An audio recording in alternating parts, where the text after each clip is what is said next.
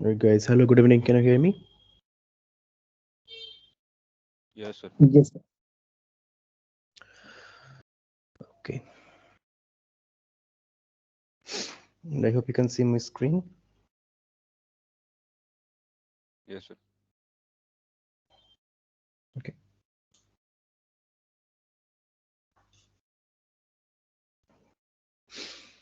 So, good evening. I'm Shaptoshi. I'm a PhD scholar at IIT Bombay, Department of Electrical Engineering, and I'm working on electric machine design for my PhD. This is a 12-week course by NPTEL. The instructor is Professor Tapash Kumar Bhattacharya. Electric Machines 2 is the course, and it's conducted from IIT Kharagpur. Now, along with the regular lectures, I think you already had one doubt clearing class last week. So every week there will be three doubt clearing classes, each of 2 hours, and we'll be solving assignment problems from last years and mostly solving or mostly responding to your doubts that you had. Now, the expectation from your side, from you, is that you will watch all the weekly videos before coming to the problem solving sessions. Ask your doubts first, we'll get them solved. After that, we will uh, solve the questions from last year, and strictly we solve the will not solve the problems of the current year. Okay. Now, this is the first week. First week is about inductances, self and mutual inductance. In this course, we will be studying two machines. One is induction machine first. Next one is a synchronous machine. Both are AC machines, alternating current machines. My session will be weekly, every Monday, 7 to 9 p.m. in this link, and I will upload the videos on YouTube. You will get the link by from NPTEL and the record and the lecture notes also. Okay, so I can see one hand raised. Yeah, you can start asking questions. Before this doubt clearing session, there was one more session conducted, but it was not possible for me to attend that session live. So when I wish to watch that recording, it was not available by now. You are asking about another doubt clearing session that was on 26th, I think, that one. Yes, so that recording has not been made available yet. Um, okay, but I will give you one link. You should be, yes, I see that is not uploaded here, but anyway, um, a list of all the a list of links to all the recorded videos and all the lecture notes will be provided in this Excel sheet. I have sent in the chat box. So once the corresponding TA uploads the video to YouTube and uploads the link here, you will get to see.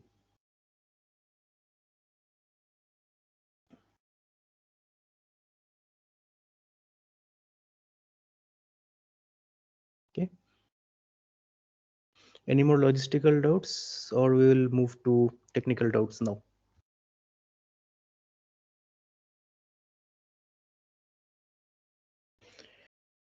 Okay, I hope you have watched the videos. That is, yeah, go ahead. Good evening, sir. I am Kamal, sir. Actually, today only I have joined, sir. This is my first class, sir. Okay, Shall I continue with this session, sir? sorry. It is my first class, sir. Today only I have joined, sir. So this Yeah, is why that's not a problem. See, oh, these classes are meant for your doubt clearing and to help you solving the problems by taking example from last year. Okay, the actual classes of the course are in NPTEL website. These are doubt oh, clearing sessions or problem solving sessions. Okay, sir. Thank you, These sir. are not substitutes of the actual lectures. Okay, okay. Thank you, sir. These classes may not necessarily cover everything in the lecture.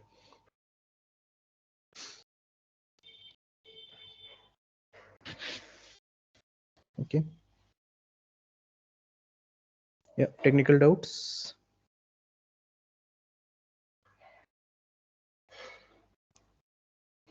No technical doubt? Okay. Okay, then we will start solving the problems. You can stop me anytime in between if you want to ask something. Now, electric machines, they're all about inductances. You have to have a good idea about inductance, especially uh, for this, not for, especially for almost every electric machine.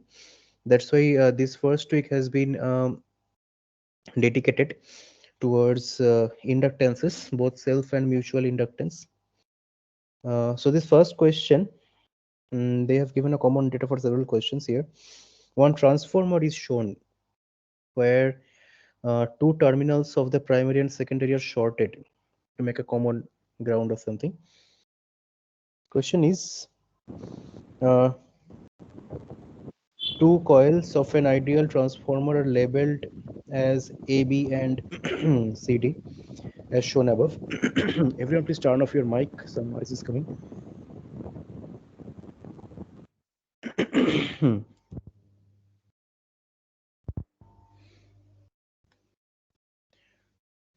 Yeah, can you hear me just to make sure once again? Yes, sir. Yes. Audible. Yes. Okay, thank you.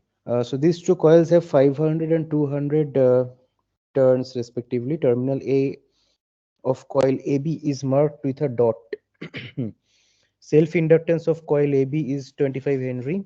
The two coils are connected in series as shown above. Assume negligible leakage flux. Okay. So what terminal of coil CD should be marked with a dot? Now, do you know about dot convention of transformers or coupled inductors? Yes, sir. That is known already. Okay. So dot convention is basically the polarity, or better to say mutual polarity of inductances. Okay. So basically the thing is the dot convention. See, in previous classes also I have seen that there are several doubts, several versions of dot convention. You will get to see that several textbooks will give you several examples, or not examples, several definition of dot convention. So stick to any one and make sure that what you are reading now is in compliance with what you already know. Okay, then you need not I mean, don't be in a doubt which one is correct, which one is wrong. Just stick to one. So what definition I stick to is, if you have okay, let me choose the thicker one. So if you have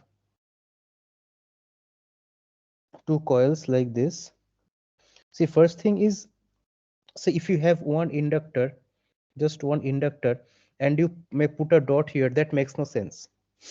Okay, that makes no sense.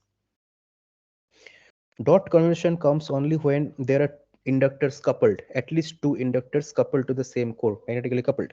Now, to put a dot convention, you can start with any one. This becomes your reference. You can put dot to the other end also. But once you put your reference, then all the other dots come um, according to that reference. Now, the definition is like this.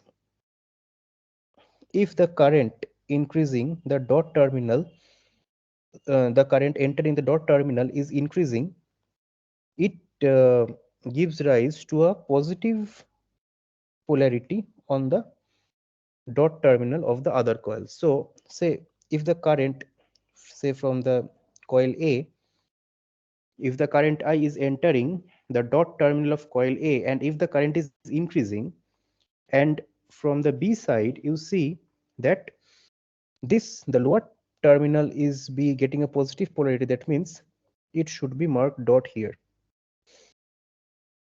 Okay, so that is the definition. And the volt, and similarly, you can think the other way also. If you see the current entering here, it will give a positive polarity here in this fashion. Okay, so now we will see here how it will be in this question. They have already put a dot in terminal A.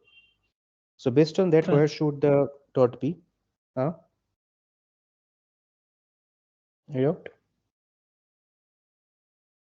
Okay. So where should the dot be on the other side? So as usual, we will drive a current through terminal A, and suppose this current I is increasing. Now the question is, how should the voltage polarity look on the other side of the transformer? Now this current, as you can see, will flow like this, in the coil. So by right hand rule, this will produce a flux like this. True. So this will produce a flux, upward flux through the coil CD, upward flux CD. Now Lentz's law says that the CD will try to induce a voltage such that it opposes the change of flux.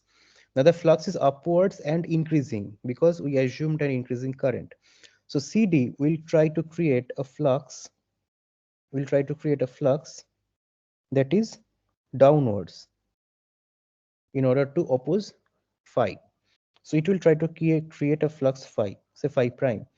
Now, in order to create a flux in this direction, you can see again by right hand thumb rule, it has to create a current like this.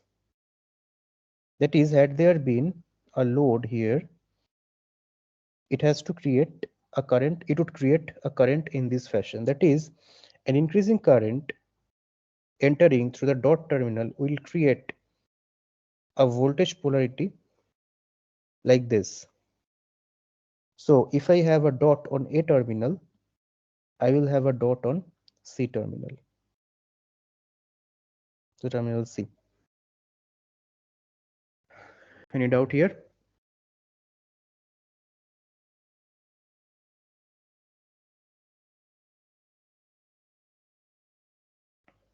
Okay.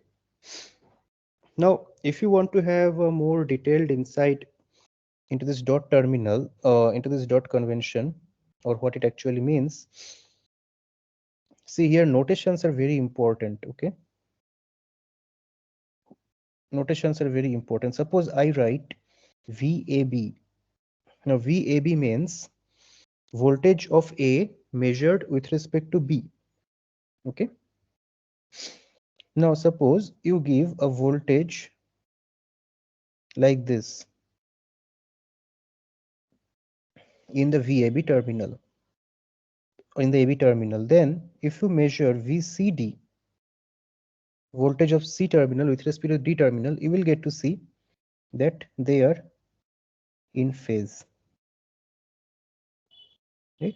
So this is the basically utilization of this dot convention, that if I give a sinusoidal voltage of this polarity, how it will reflect on the other side. This is required for connections and all. Since this is machine 2, if you had studied transformer grouping and all in machine 1, I think you already know why this is required. Why do we need to know the polarity?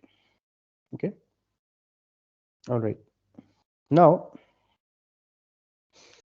based on this discussion, we'll look into the next question. Suppose a 2500 volt RMS AC source is connected between the terminals VA and B.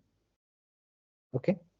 So, although they did not mention it correctly, it can be anything, but we can take it like this: VAB RMS is 2500 volt. So I cannot write small letter here. I have to write capital because it's RMS. Small letter means instantaneous. Okay. Coil CD is left open. The two coils are connected in series as shown in figure. calculate the voltage between the terminals A and C. Again, between A and C, probably they meant VAC. Okay. So whenever you are writing yourself, say your reports or exam papers, whatever, make sure that you do not write such vague statements. Okay. You better write VAB. The best way of writing is VAB equals 2500 root 2 sine omega t. Then there is no confusion, no doubt. Okay. So VAC. So what is VAC? VAC is definitely V. Now I can take any reference.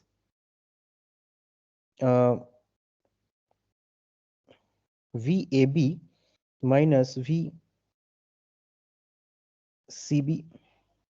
I can write this. So voltage of A with respect to C is basically the difference of their individual voltages with respect to some common point. Let that common point be point B. Now B and D are shorted, so I can write VAB minus VCD. Okay. Now if you see VAB, if this is 2500 volt, then what should VCD RMS be? VCD RMS should be, just by the number of turns you can say, by 5 into 2, which will give you 1000 volt RMS. Okay. But since these are connected like this, and we are doing, what to say, we are trying to find the voltage in this fashion, all these are actually vectors. All these are actually vectors. We are doing in instantaneous way. RMS voltages we cannot add or subtract like this in AC circuits. Now VAB and VCD. Now from this diagram, we can see that VAB and VCD, they are in phase.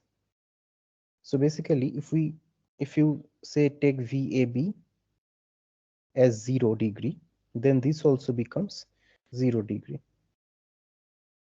Now this gives you 1500 angle 0. So the answer becomes 1500 volt RMS. Any doubt here?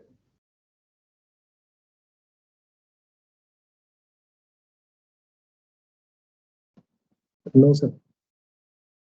Okay. Since we came up with the discussion, let us have one discussion here that I generally do before every class. I mean, every course. See, you will get to see that in DC circuits, say, say there is a DC RL circuit like this. Okay, we write, say, voltage, inductor voltage VL like this. Say the circuit current, say I, like this. And this is easy to understand that VL, that plus minus polarity that I have drawn, that means that say this point if I name as A, this point if I name as B, then A is at higher polarity than B. Okay, DC circuit, so the polarity does not change. For the current also, DC circuit, so the current direction does not change. So we can understand that a current is flowing like this. But the problem appears when it's an AC circuit. Say whatever might be on that other side, maybe RL load or whatever, you'll get to see that in books or whatever literature, they are writing the supply voltage V also, say something like 230 sine omega t. Now, what is the point of writing plus minus in an AC source? That plus minus is continuously changing, right? Say for in India, now every 10 millisecond, the polarity is changing. Then what is the point of writing this plus and minus? Any idea?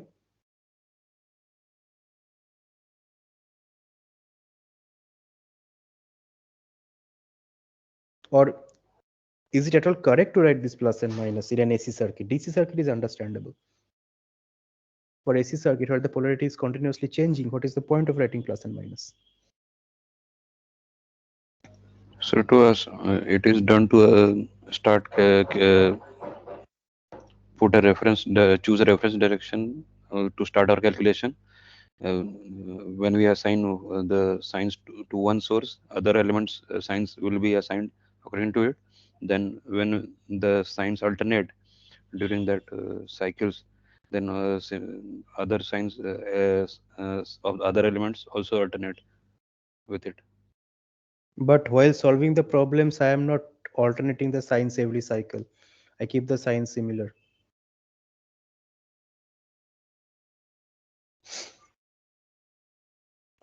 And also say if there is no other element, just this voltage source, then also is it logical to put this plus and minus? Okay, so what you mentioned here is reference. That is actually the point.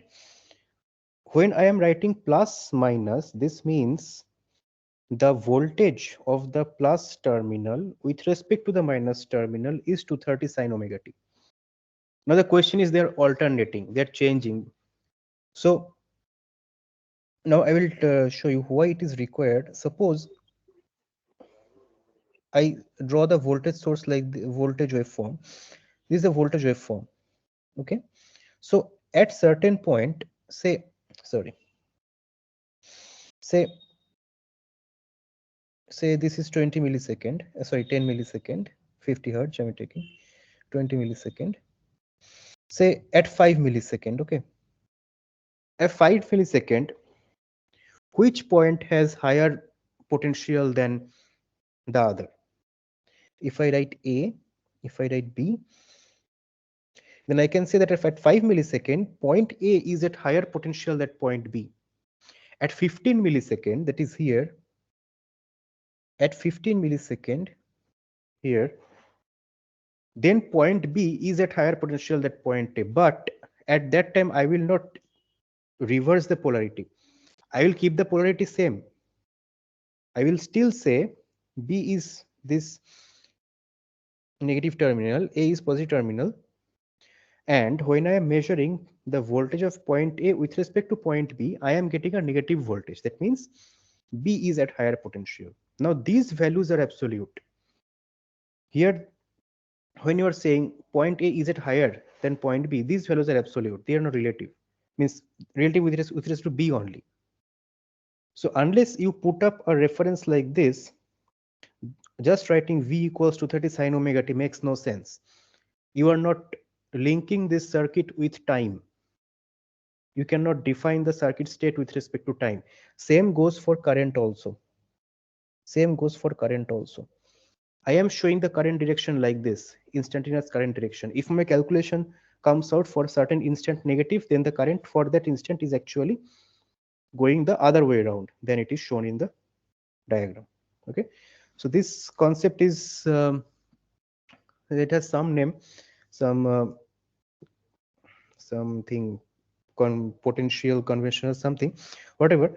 But this is the requirement of sign of AC circuit. Okay, sometimes that's why in some literature you will see that instead of writing plus and minus, they simply show an arrow like this. This means potential of A measured with respect to B. Understandable? So this sign does not change. It has no relation with the voltage changing its polarity.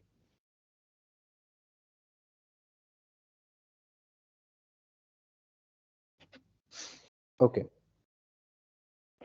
So now this is required actually for this problem. Anyway, now the question is estimate the self inductance of coil CD. Self inductance. We'll quickly derive the equation of self inductance. So basically, if you see here, CD is a coil. CD is a. Acha, no, okay. self-inductance. Okay, anyway, we'll do it. Series a coil which is put in a geometric shape. Inductance and all, if you say take a power electronics course in later stage, or I don't know whether it will appear in this course itself. Basically, there is a magnetic circuit that can appear in many shape or way. Several type of circuits are there, and there will be a coil. Now, depending on the magnetic circuit, means how the core shape is, how the air gaps are, and where the coil is placed, the coil will see some permeance P, which is the reciprocal of reluctance. Okay, and inductance, self-inductance L, is n squared times permeance. Okay, n squared times permeance. Permeance of whatever that coil is seeing. N is the number of turns. All right. Now, if you see here, coil A and B both are actually seeing the same magnetic circuit. The flux through coil 1, the left hand side coil, and the flux through coil 2, the other coil, they are taking the same path. So permeance is same for them. So since permeance is same for them, then L1 by L2 is simply N1 squared by N2 squared. N1, now L1 I'm calling this left hand side coil coil 1. Now here it is given self inductance of coil AB is 25 Henry. So we'll simply put 25 by L2. We have to find out, and 500 by 200. So 5 squared by 2 squared, 25 by 4. So L2 comes out to be 4. 4 millihenry, 4, oh, Henry. Henry is a very large unit anyway. So if the inductance of this primary coil is 25 Henry, the secondary one comes out to be 4 Henry. Any doubt?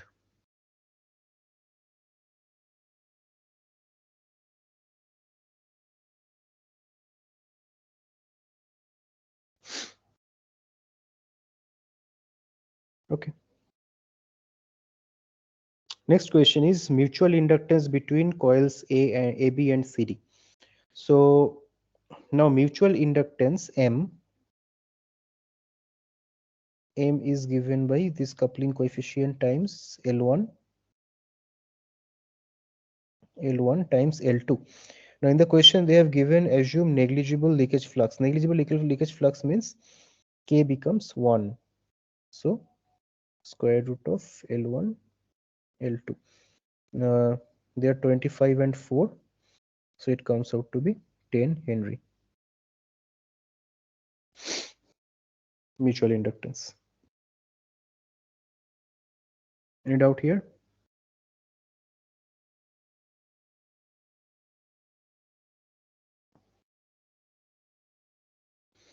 Okay.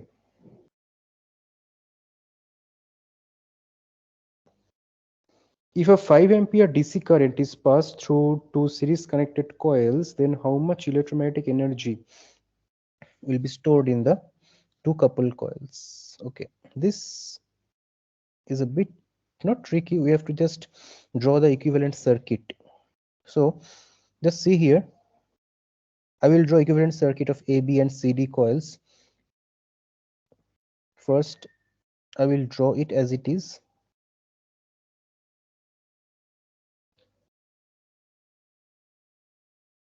Right? So the dot was here, A, B, D, C, and they are coupled. Now, for solving this kind of circuits, the first step is to remove the coupling. Remove the coupling. As we can see that the current in one, while discussing the dot convention, we saw that the current in one actually gives rise to voltage in the other. So the removing of the coupling will actually introduce some current controlled voltage source in the circuits. So the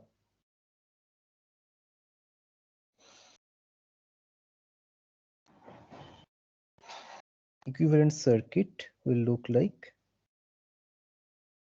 this. These are current control voltage sources. And the coupling is now removed. Okay, this L1 and L2, they will not change. Say if I call them X and Y, anyway I could have called them A and C also, then A and C here. Now we have to find out what should be the values of these current controlled voltage sources. Now if one current I enters here, one current I enters here, and that current is increasing, that means it will create a positive voltage on the C terminal. Since it is going through AB terminal, AB coil, it will create a positive voltage through C terminal, and the value will be M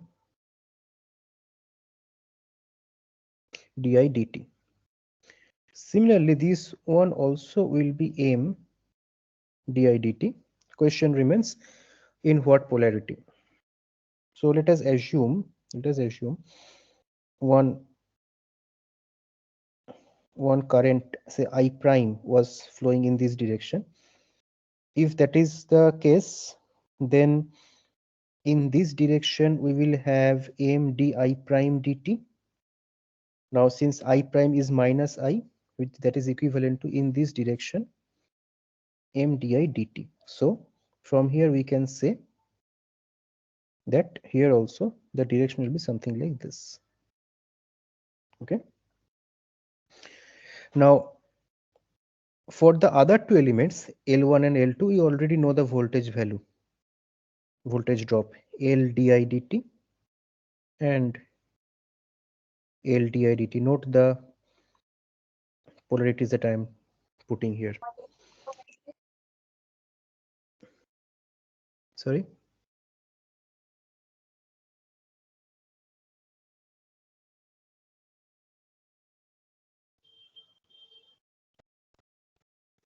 Okay. So the voltage VAB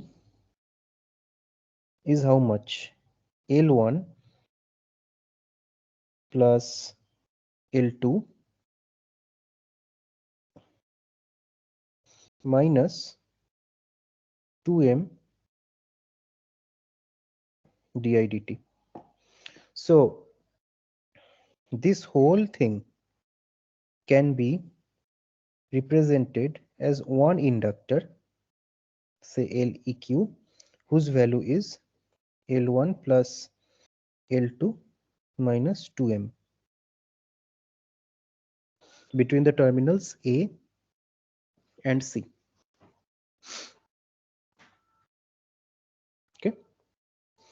Now the question is, one 5 ampere current, 5 ampere DC current is flowing. Then how much is the energy stored? Energy is half Li squared. So half L 25 plus 4 minus 2M, M was 10, so 20 into 5 square, 25. So much is 549.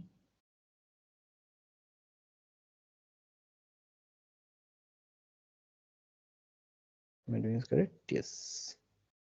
4.5 times 20. How much is it?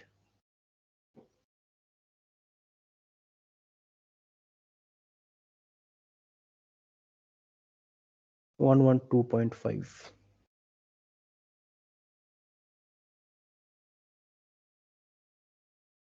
joule.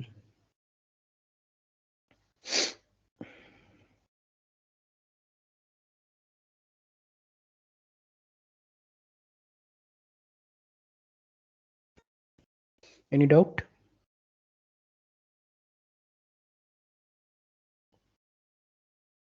I hope you understood this part, how I am decoupling the circuits, the magnetically coupled circuit, how I am decoupling. Let me put a more general example for you here. Please make sure that you have no doubt in these concepts, otherwise you will face a lot of problem in power electronics, especially isolated DC-DC converters. Say, looks bad. Say you have two coupled inductors or a transformer, whatever you may call it, like this. And the dot conventions are given in this way. Okay. So point A, B, C, D, and they are coupled. Mutual inductance is given as M. Self inductance is given as L1, L2. Okay. So if you have to analyze the circuit, first thing is remove all the magnetics from the circuit. That means remove the magnetic coupling. Reduction of or removal of magnetic coupling will give rise to introduction of current controlled voltage sources in this fashion. Current controlled voltage sources. Okay. Now if this is I1, this is I2, then definitely this one will be M di2 dt. Definitely this one will be M di1 dt. They do not change L1, L2. Okay. Now the question is the polarity. Now see, I1 is entering the dot terminal. So increasing I1 means a positive di1 dt will give rise to a positive voltage at C. That means it will be this fashion. Similarly, by same logic, it will be in this fashion. Now these two circuits are not coupled anymore. You can consider them as independent circuits. They are actually coupled, but not magnetically. But in this way, you can mathematically handle that. Okay.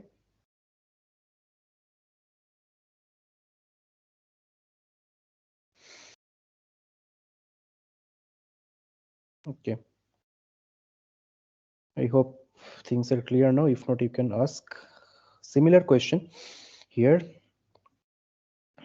Equivalent circuits are given in this fashion. Basically, the left one is a transformer and the right one is an equivalent circuit of the transformer.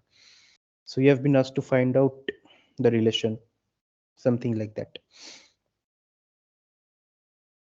The leakage and mutual inductance in terms of self inductances and mutual inductances. Sorry, leakage and magnetizing inductance in terms of self and mutual inductances. Okay. So the question is circuit 1 and circuit 2 are equivalent to each other. In circuit 2, all inductances are uncoupled. All inductances in both circuits are pure without any resistance. Answer the following question. So you can see that in the left hand side circuit, there is a dot. There are two dots. So that means they are magnetically coupled.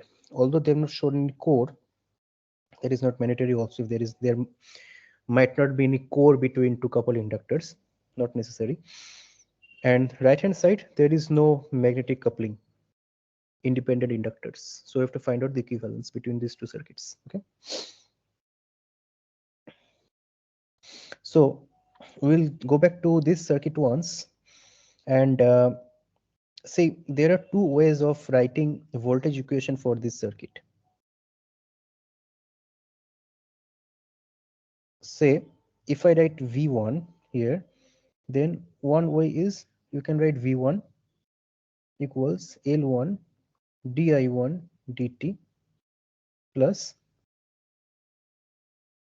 M di2 dt. That is the most generic, most general way of writing the equation. And if you know that the excitations are pure sinusoid, then you can also write in this fashion: V1 equals j omega L1 I1 plus j omega M I2.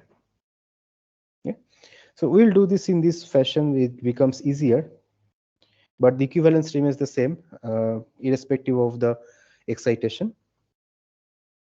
Okay. So we'll start writing equations, and then find out the equivalence. Okay, so let us call, so what is equivalent circuit? Equivalent circuit means if I have V1 here, V2 here, in the other circuit also V1 and V2 here, then the same currents should be drawn, I1, I2, I1, I2. Then only we can call them equivalent. Okay, so let us first write down the equations for circuit 1. What are the equations? So yeah, so first what we have to do is we have to break down circuit 1. We have to remove the coupling. We have to remove the coupling the way we have seen in the last example. So remove the coupling and we bring this voltage sources, current controlled voltage sources. Okay, V1, V2. Let me call this L1, L2. Otherwise you have to write the names again. L1, L2, and it will be like this: M, M. So in frequency domain, we are writing V1 equals J omega L1 I1 plus J omega Mi2, and V2 is J omega L2 I2 plus J omega Mi1. Let these equations be. Now we will write equation for the other circuit. Now for this one, it's already decoupled, so we need not do anything else. Just write the equations. Equations become V1 equals J omega LP I1 plus J omega LR. Now see, two currents are going, I1 and I2 both are going, so I1 plus I2, and V2 becomes J omega LQ I2 plus J omega LR I2 plus I1. Now to create equivalence, we will do a very simple reshuffling of the equations. We will keep the I1s together, so that will make it LP plus LR I1 plus J omega LR I2 and J omega LQ plus LR I2 plus J omega LR I1. Now from this, can we create any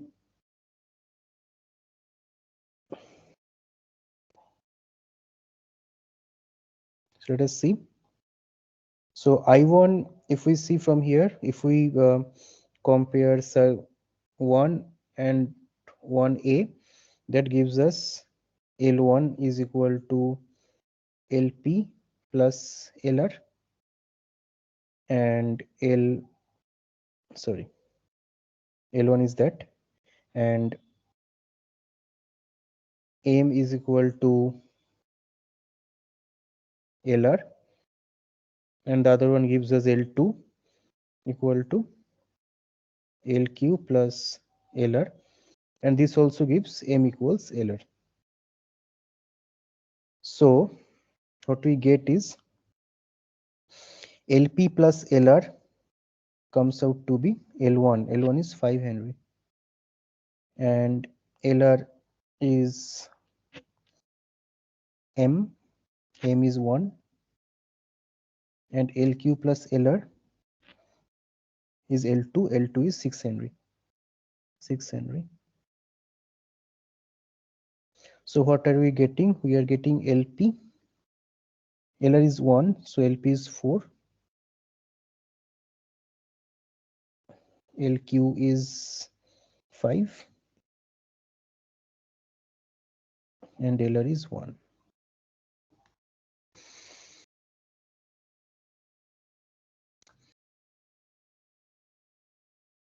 Any doubt? Any question?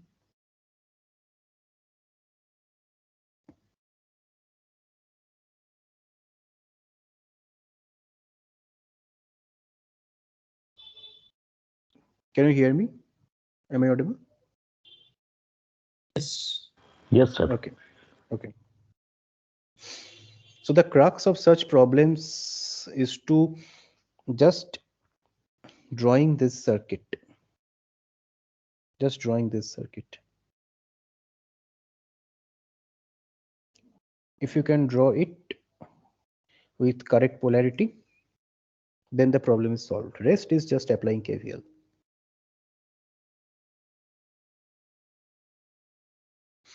Okay. So again, another warning, same warning again. You will come across various definitions of dot convention in various books. Most probably all are correct. I'm not even telling you that what I told you today follow that. Just make sure that what you already knew is in compliance with what I am telling today or is in compliance with what you will come across again. Okay. If that is it, then good. You don't have to have to remember another definition. You don't have to know another way. Okay.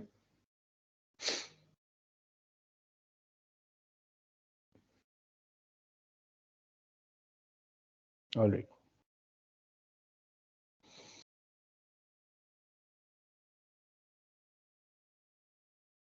Now, if this is done, we'll go to, we have two more questions, that's all. In circuit 1, if we connect a 60 volt 50 Hz AC source between terminals A and B and keep terminals C and D open, then how much current will be drawn from the source? See, circuit 1 is difficult to analyze. There are magnetic couplings and all. We know that they are circuit 1 and 2 are equivalent, and we even know the equivalence. So let us solve the problem using circuit 2. Okay. Question is 60 volt 50 Hz AC circuit between the points A and B. C and D are open. How much current is being drawn from the source? Okay. So the circuit is like this. This terminal is open. So anyway, we do not need the value of this inductor. Just LP and LR we need 4 Henry, 1 Henry. 4 Henry, 1 Henry. And a voltage source 60 volt. Sinusoid AC source.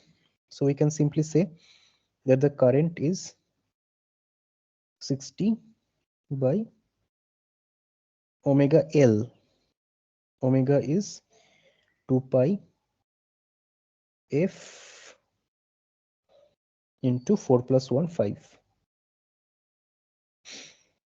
So 1 by 10 pi ampere RMS. You can simplify this.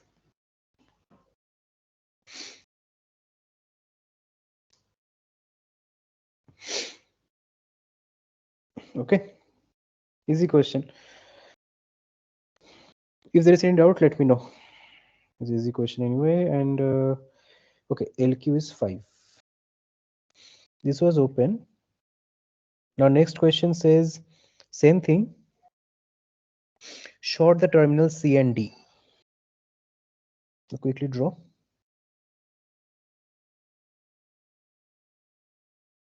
Now these are shorted.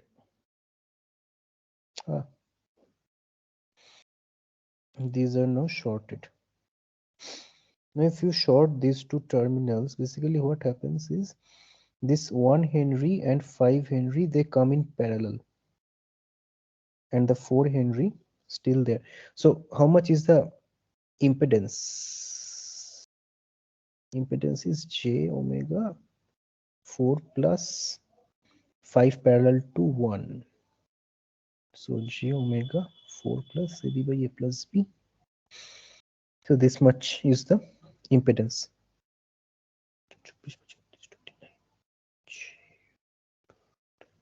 6. Now same thing. Current is 60 by 2 pi 60 into 29 by 6. You get something, maybe some 3 by,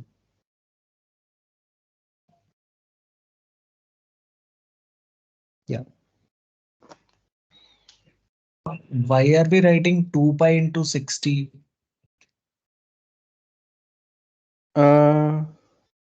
J omega L, omega is 2 pi f. Frequency in question is 50 hertz, right? Oh, sorry. I thought it's 60. Oh, it's 60 volt, 50 hertz. Sorry. I took it 60 hertz anyway. Sorry. 50.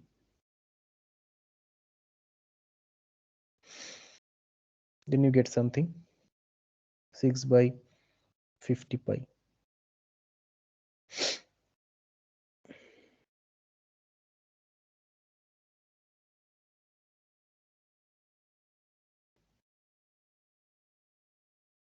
How much are you getting?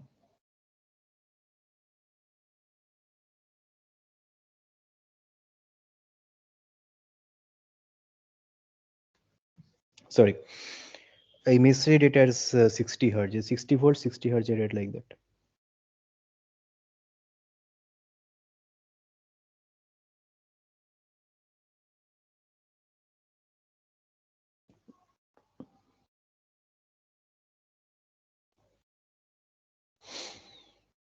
Okay. So this is the first week. What I can see is they don't have much of materials. We almost covered it in 1 hour. Our sessions are actually meant to be of 2 hours. Again, if you have any doubt, ask me. You are supposed to watch all the videos before coming to these sessions, and then you are supposed to ask your doubts. Ideally, it should be 1 hour your doubt clearing, 1 hour's problem solving. But if you are not coming with doubts, then I am helpless from that point. Yeah, Kaushik, you are going to say something. Uh, you had shared one link at the beginning of the session, right? I am not Mhm. able to see that. You cannot open that link. That is supposed to be a public link. No, I No, can open it in incognito. that link is not available in the chat actually. Initially, Oh, I joined using web browser and now it's not available in the chat. okay, I have sent once again. Thank you. Thank you. Got it. Yeah. Yeah, Jagadish answered something. Okay, I did not notice, but anyway, thank you for your response. I would want this class to be very responsive, questions, doubts, and all, and active. Otherwise, it becomes very difficult to talk to a blank screen.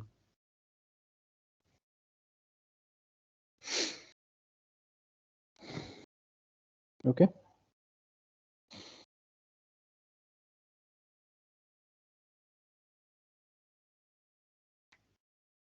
Let us discuss something. Hmm.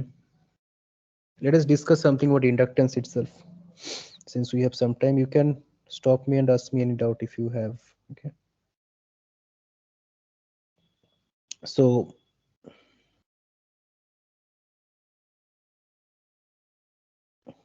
inductance. Now, inductance actually comes a bit later. What comes even before is the study of magnetic circuits. Okay. Now you have already studied electric circuits and I believe magnetic circuits also. They are equivalents actually. They are equivalent. So electric circuit, you have several um, quantities, several parameters. Quantity and parameter different. Quantities and parameters. You have quantities like voltage, current. You have parameter like resistance. Okay. Now the equivalence. Sir, are you sharing your screen because nothing is visible at my end? Yes, I am sharing, and on my other device also I can see my screen. Can others confirm? Yes, sir. Yes. Okay, sir, it's okay. I think there might be something problem at your side. Just check once.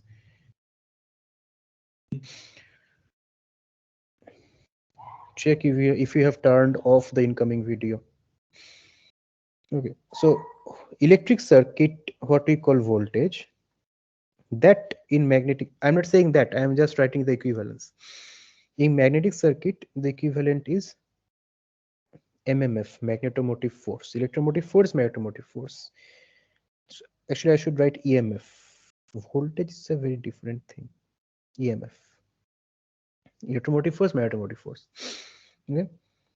Current becomes flux. Resistance becomes reluctance.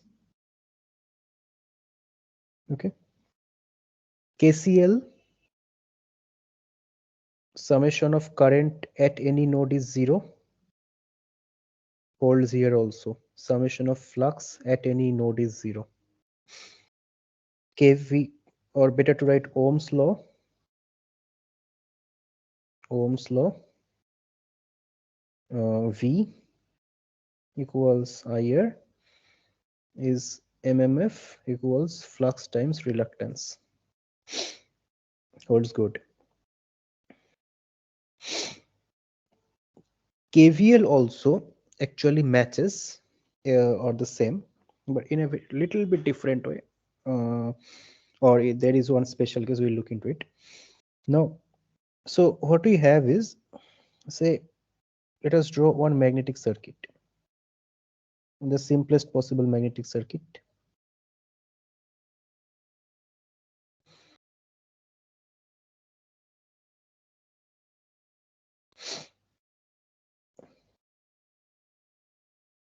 Okay, like this. Like this. And there is an winding.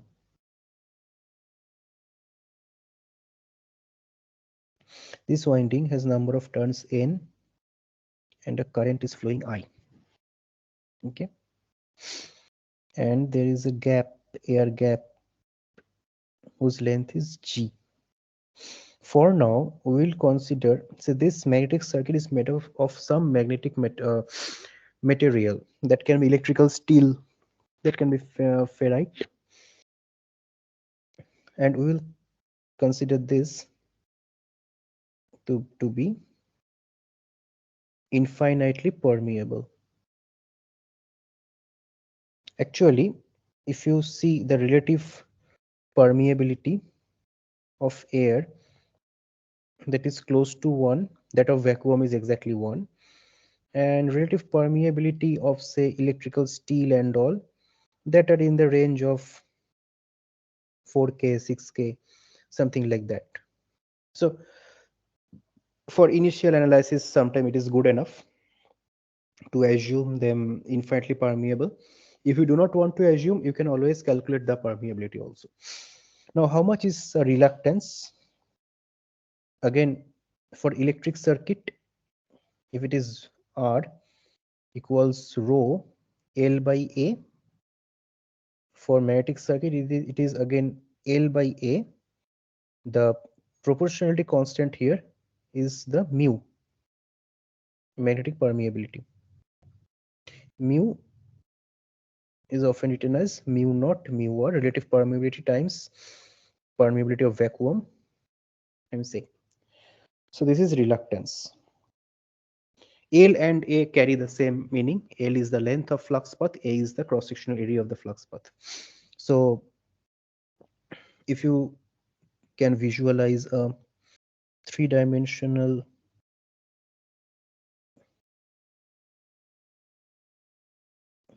figure like this, you can understand that there is a cross section. You can find a cross section here through which the flux is flowing in this fashion. That is a cross section A. Now in this case, we have taken, or we are taking, the flux in the steel to be so the steel to be infinitely permeable. So the air gap is the only material or only element here that is creating the, or that is giving the reluctance. So this circuit can be equivalently drawn as an electric circuit which looks like this.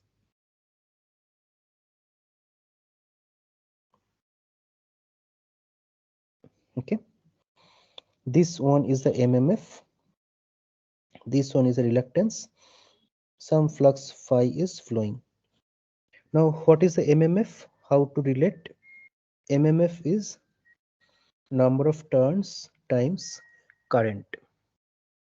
That is mmf. That is why it is sometimes also written as ampere turns. Ampere turns. AMF unit of AMF is ampere turns. Dimensionally, it is same as current. Okay. Now there are much say what to say,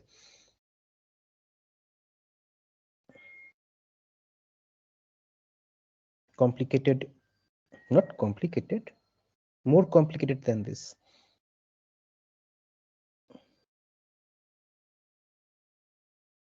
Magnetic circuits. You will get to see such circuits in power electronics a lot. We call it double E core, where it is put on like this. Coil is wound like this. So here the equivalent magnetic circuit, what happened to this? Equivalent magnetic circuit becomes something like this.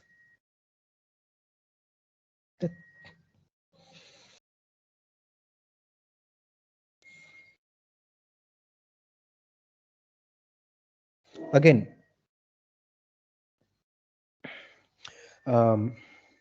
neglecting the reluctance of the magnetic path, reluctance of the core. If you consider the reluctance of the core also, all you have to know is the dimensions. This dimension, this dimension, this dimension, cross section and all. Then you can have more accurate results. Just put those resistances here and calculate. Yeah. So what equations do we have? We have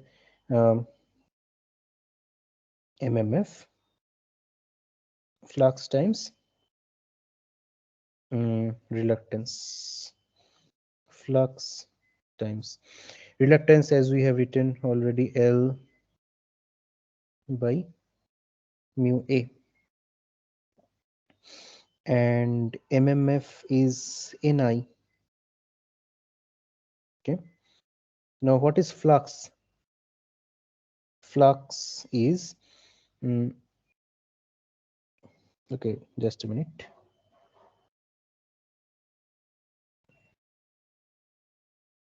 Okay, let us write reluctance as reluctance as of now. This. Now what is inductance? L. L is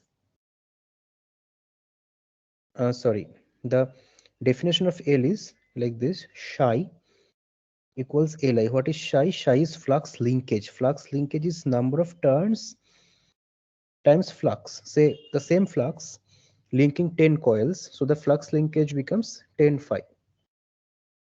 So this is the definition of inductance. Okay. Now from here, if I multiply say n on both sides, then it becomes n squared. Take r here, n squared by r equals n phi by I. N phi becomes psi by I, psi by I becomes inductance. So what we have is inductance is n squared by reluctance or n squared permeance. So try to appreciate this fact here that permeance is a function of the magnetic circuit and also where the coil is placed. Say for example, it will change with the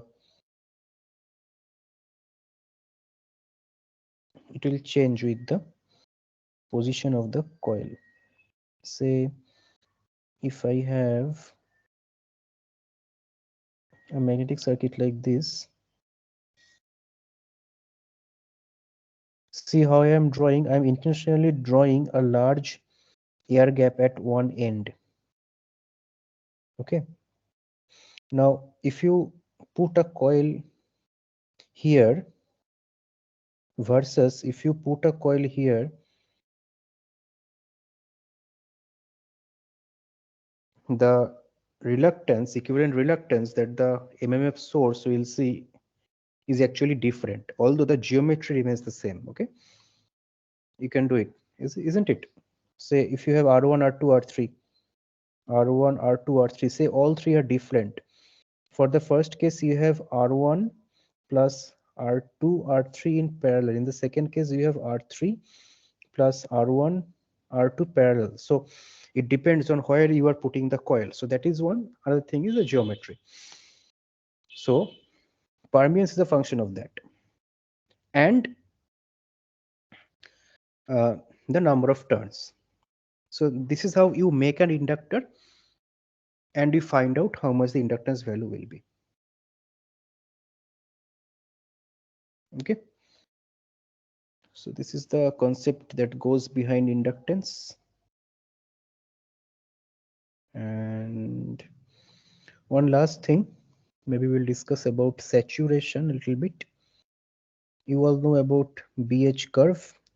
Saturation, you all know. What we are trying to do here is to relate between the BH curve and the inductance and how it affects the inductance. Something like this. Okay. Now, what is the relation between B and H? B is mu H. Okay, B is mu H.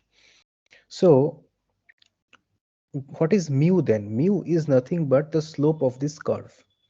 So as you can see, the value of mu is changing. Say I have mu1 here, I have mu2 here. So before knee, after knee, definitely mu1 is greater than mu2. Okay, then mu2. Now let us look at the inductance equation once. Inductance is n squared permeance. N squared permeance n squared mu A by L. So inductance is proportional to the permeance. Okay, proportional to the permeance. So basically, if you are operating the inductor before this saturation point, before the knee, you are getting much high value of inductance. But if by any chance your operating point shifts, say moves here, you will suddenly see your inductance value has dropped. This is very interesting that all our concepts, all our drawings, all our theories so far tells us that you take one core, you have some winding, you get some inductance. Now you put more current in the circuit, your inductance has reduced. So that is why when we design a circuit, especially for machines also, although we'll not be discussing machine design in this course, but machine or say a converter, say you are designing an inductor for a buck converter or maybe a transformer, whatever, we always make sure that at rated current, the operating point is here. Operating point is here. Because See, you can say, why not here? Why not at a more safer place, much safer place? Then that will require a bulkier inductor. That will require a bulkier inductor. Think about it, why we need a bulkier. I am keeping the inductor at much lower flux density. B is flux density, much lower flux density. Then that means I am basically underutilizing the core. I will not do that. So the optimum point is the knee point. And we make sure that the current doesn't go beyond it. What happens is the inductance reduces.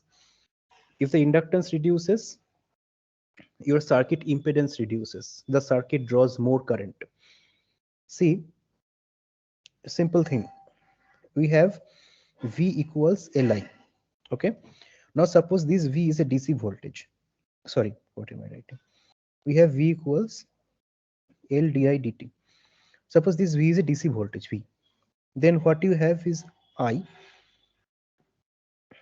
equals V by L dt. If you integrate from some 0 to I, 0 to t, what you get is I is Vt by L. So basically, a pure inductor will draw a linear current, a current rising linearly and unboundedly from a DC source. Okay. Now this is very fine. But here we are assuming that the inductor is linear throughout. But now we know that that cannot be the case. If the inductor is made up of steel, inductor core is made up of steel or ferrite or whatever, there is saturation. Then at some point, what will happen is it will get saturated. Now suppose what happens if it gets saturated? Suppose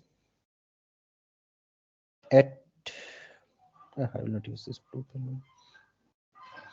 say so the current was increasing happily linearly up to this, and here we reach the knee. It increases a little bit. What happens? Look here very carefully. What happens? Inductance reduces a bit. Now slope of this curve, what is the slope of this curve? Slope of this curve is V by L. V by L. Now inductance reduces means slope increases, so slope will increase, current increases, slope will increase even more, current increases even more. So like this, the current becomes something like this. So maybe suppose you designed a buck converter. I don't know whether you have studied buck converter. If the inductor is linear, or if you are operating in linear zone, current is like this. But if somehow for some design fault or overload or something, inductor is again and again reaching its saturation, you will see the current to be something like this. Can you see here how one event is leading to the other? Current increases, that is reducing the inductance. Reduction of inductance causes the current to increase even faster. So the current increases faster and the inductance even more reduces. This way, it becomes something like this. The current becomes something like this. So inductance is no more a constant. It's not a constant. It's very much dependent on the saturation level. But anyway, in this course, we will throughout consider linear magnetic circuit, because machines are always designed in that way. And some exceptions are there, but anyway, yeah, that's all. Okay, any doubt?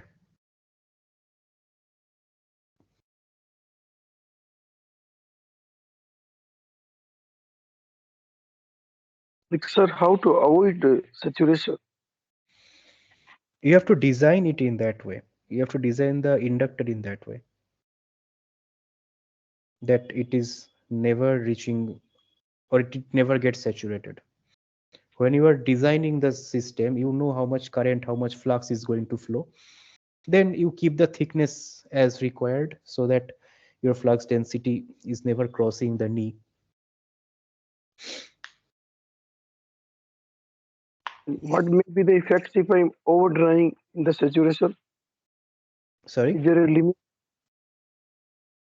Suppose my saturation reaches 1000 ampere, Hmm. then I'm overdrawing it to up to 5000 ampere. Hmm. What is the effect? So if see the current is flowing through some winding, the current is coming from some source, there might be some converters in between. So if everything, the source, the winding, the converter, if all of them can handle that 5000 ampere current, then nothing is, then there is no problem. Like what may be the effect on the core heating or something like that, or Core springing? loss will increase, core loss will increase, fringing will increase, yes, leakage will increase, But I can fringing will overdrive. increase. Yes, we can always, but the problem becomes that, see, why are we using steel? The first question. Steel is expensive. Steel is heavy. Why are we using steel? Why not making our machines by wood? Wood is not expensive. Why not wood? Why steel? No, my question is, like, I will No, no, lose no. mu r. Yes, we are losing mu. The same thing.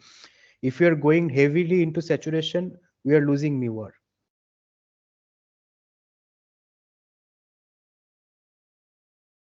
The same Okay. reason. That is the same reason why you're not going to deep saturation. We can always make a transformer out of wood, but it will draw magnetizing current like anything. And to avoid the saturation, can I increase Hmm. my core area? The thing is, it's not that you have a machine, it is getting saturated, now you are increasing the core area. It's the other way around. You have certain requirements. Say you are um, designing a buck converter. Okay. Now, when you are designing a buck converter, you have been given the output requirements. This much voltage, this much current. Now, from there, you take some current ripple percentage in the inductor, say 20% you take. So what happens is, if your average current is 20 ampere, say let us say, you find out that your inductor current will be something like this. You make sure that at this value of current I max, the core doesn't get saturated. At this I max, it should be operating at its knee or below. Optimum point is knee. Then your circuit will never get saturated under rated operating conditions.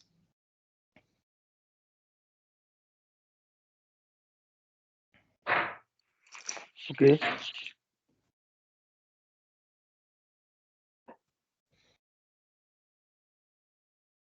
Suppose I go for an air core and iron core, Hmm.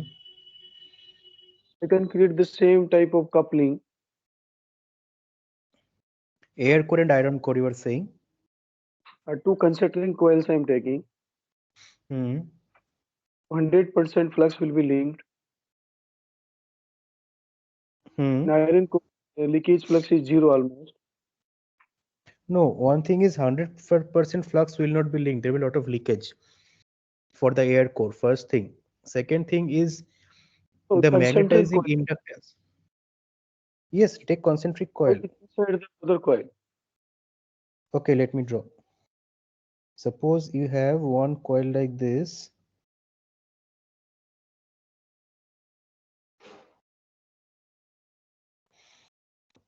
Another coil like this.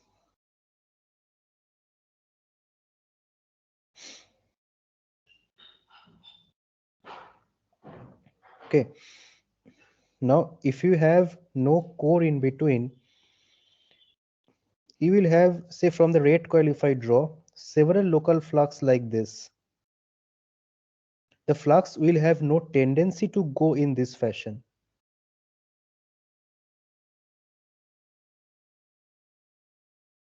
The flux will, because they will always try to find the least reluctance path. They will not have much tendency to go like this. But if there is one iron core here, if there is one iron core here, the flux will have a tendency to go through the core, more and more flux. So leakage will be much less. First thing. Second thing, if it is iron, then the magnetizing inductance will be very less. A lot of magnetizing current will go. You will see your load current is 10 ampere, magnetizing current is 100 ampere.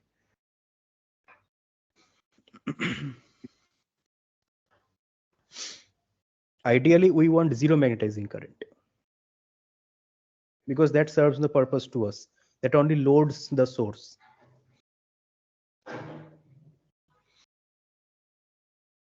Okay. No, sir, tell us something about the start of the BH curve.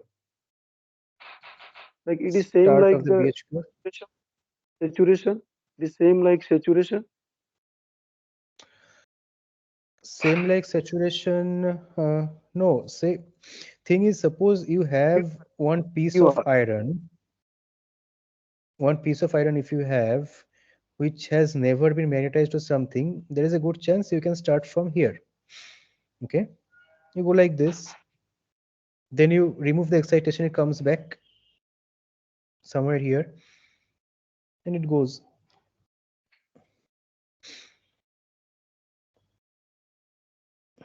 Uh, Saturation comes here, maybe, and here. So That's in the what you were asking. BH curve, sir, the Hmm. three distinct mu r is there. One is the linear region that you run. Another one is Hmm. the starting. Third one is the saturation. Hmm. NI requirement for the creation of some B is different in these all three regions. Yes. So, uh, so No, let us not say NI requirement for creation of given B. That is not correct. Let us say delta B, delta NI, or delta B, delta H. That is more yes, yes, accurate to say. yes, yes. Hmm. That is the mu r. So That is mu, my yes. my specific query is the start, just start of Hmm. the BH and in the saturation region, so where the mu r will be higher Mu R is definitely higher close to the origin. region, no? Yes. And it become very high in the linear region, Yes, very high. Actually, and if you then draw practical graphs look like this. It rises so sharply that it feels like a vertical line here. Then from here you will get to see,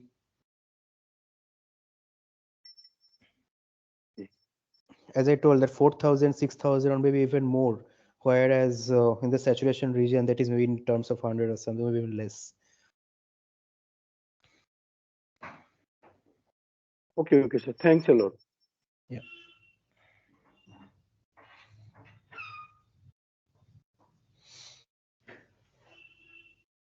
So since we'll be studying machines, let me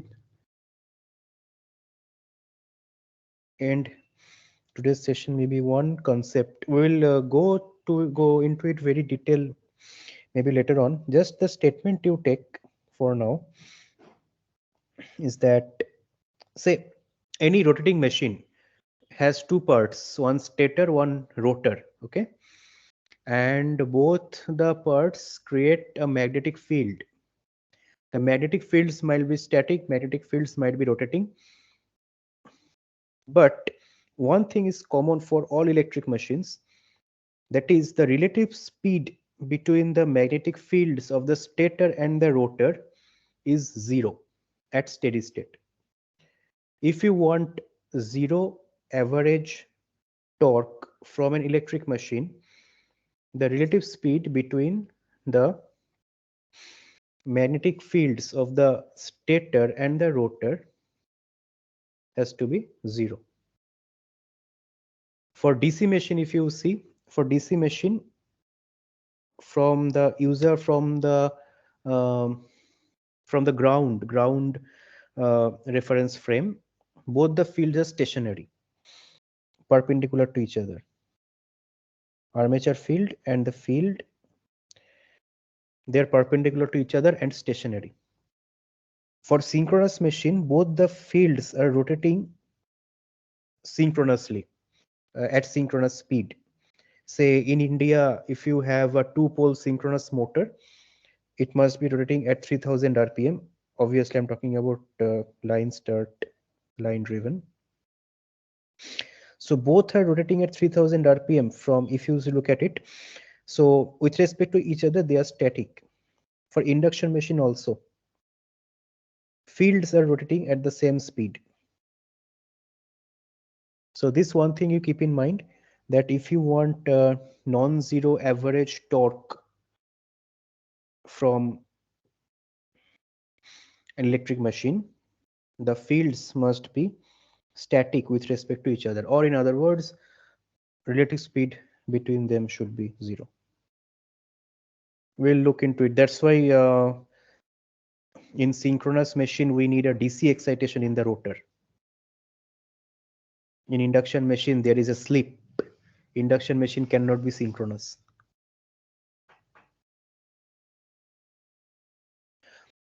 Basically the torque is proportional to sine delta.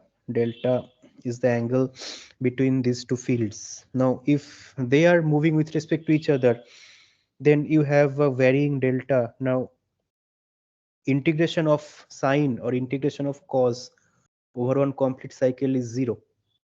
So if your delta is not static, then you are getting 0 torque. It's simple.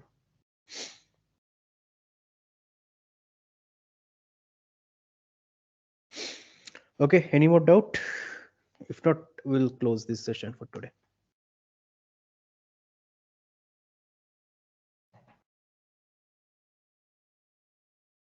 Okay, I'll wait for 10 more minutes maybe, then we'll call it a day.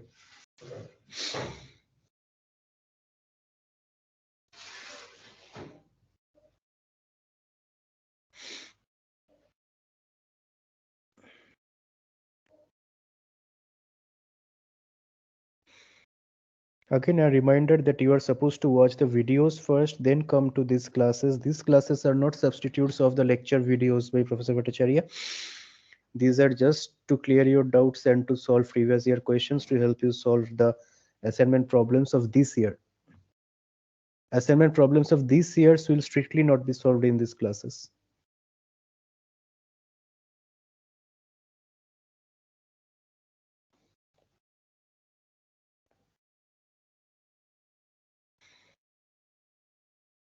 If there is a time, then the mutual coupling and voltage related to that. Mutual coupling. Like in the What is transformer, no, mutual so you coupling? have 2 volt sources. Hmm. There is a sign problem is there, like plus and minus, minus or plus. Oh, that one. If you do not have a sign convention, if you do not draw or if you do not show, thing is, you don't have to even draw plus minus. You can also show, sorry, you can also show an arrow.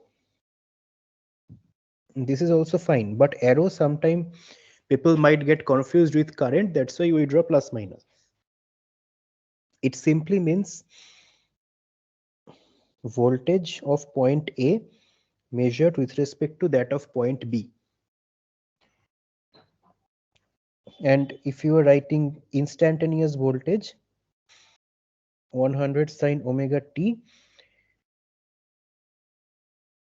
then it doesn't make any sense without the sign, without the polarity. 100 sine omega t with respect to what? What with respect to what? Only when you say A with respect to B, then it makes sense. Because then only you can say that say at this instant A is at higher polarity, at this instant B is at higher polarity. If you don't have the sign, you cannot say that.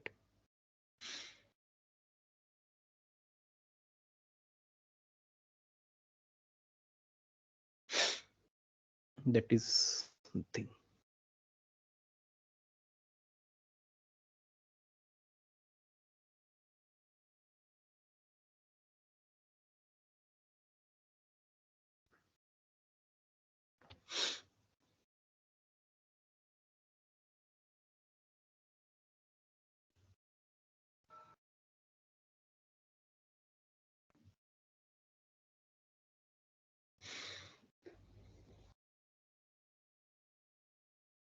Okay, next day we have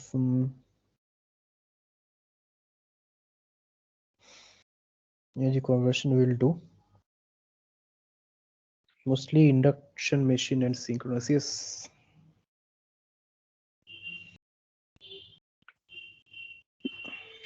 New time, sir. Yeah, we can be here until 9. Okay. See, sign in the sense like two coils, they are mutually coupled. So Okay. the voltage induced due to the mutual coupling. So the Hmm. sign of the mutual, that AMDI 1 by dt or AMDI 2 by dt. Hmm. In one of the problem, one he explained that so the current is entering in the one dot terminal, Hmm. in the mutual coupling to the other coil, the voltage should be, the sense should be like that. It is leaving the dot terminal. Am I right, sir? Yes, if the current entering the dot terminal is increasing, that will induce a positive voltage on the dot terminal of the other coil. The current will be leaving from there. If there is a load, it will. But even if there is no load, still you will get to see the voltage.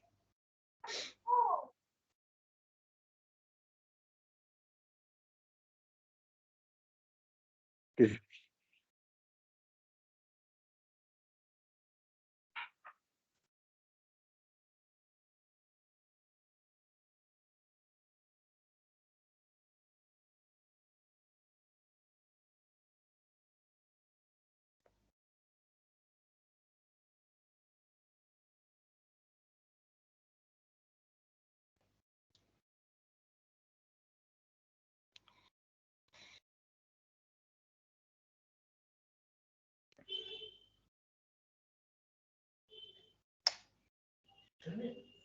No.